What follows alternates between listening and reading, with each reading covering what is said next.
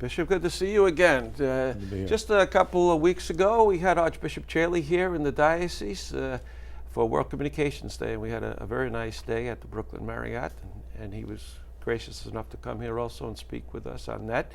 And he talked about, he used the term digital continent, you know, that the whole world is getting smaller because of the digital media. That's right. How important is that for us as a church to grasp hold of the new social media and to try to communicate through that?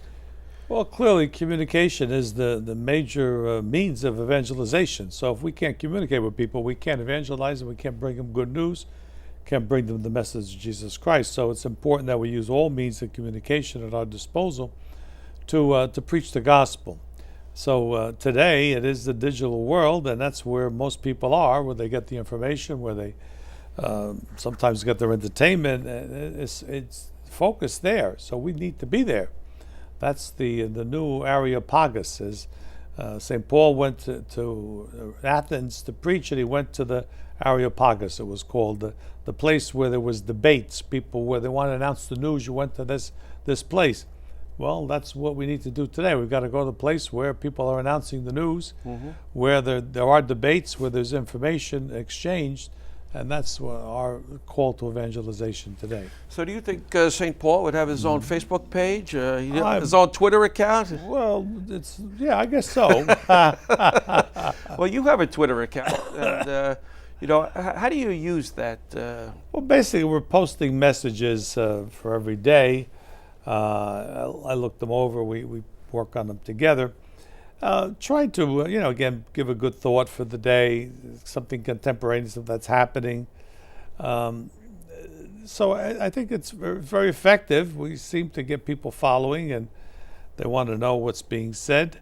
So it's a way of helping people be spiritual, really, because they're spiritual messages. Yeah.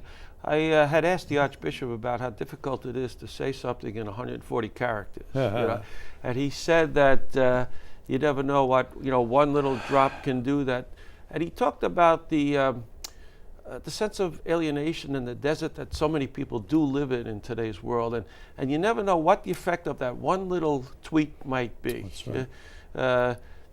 Do you feel that? Is that one of the reasons why you're tweeting? Well, I think again, you don't know how people take things.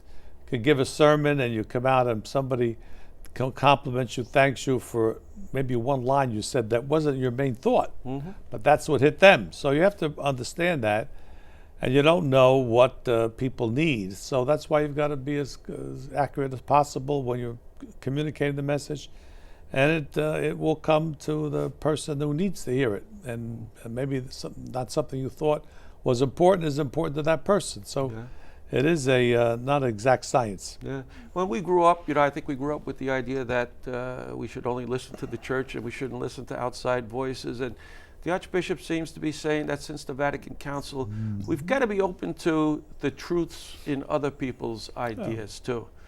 Well, there's truth. Everybody's seeking the truth. Sometimes in the wrong places, sometimes half truth, but people, this is human nature. We don't seek falsehood. We do seek the truth. Sometimes people are deluded, etc., etc. So again, when we talk to other people, when we talk to other people of other religions especially, we want to join them in the pursuit of the truth. One of the challenges is, I also asked the Archbishop, I said, we want to maintain unity within the church, but we're saying we have to be open to all these other different voices. That sometimes can be problematic because there are a lot of dissenting voices out there, as you know, right? Well, we can be open, but doesn't mean we have to accept everything that's being said. Clearly, we had one good talk at the Communications Day with Father Malone, the editor of the American Magazine, and he said we need to change the dialogue because it's not a political dialogue where we put labels on people, but it is a spiritual dialogue, a religious dialogue where we accept everybody as equal and we respect their opinion, and we can disagree, but there is a basic respect that allows us to do dialogue, because it's encounter that makes the dialogue possible. And that's what, you have very good insight, I thought. That's great. Bishop, thanks so much for being with us today. Okay.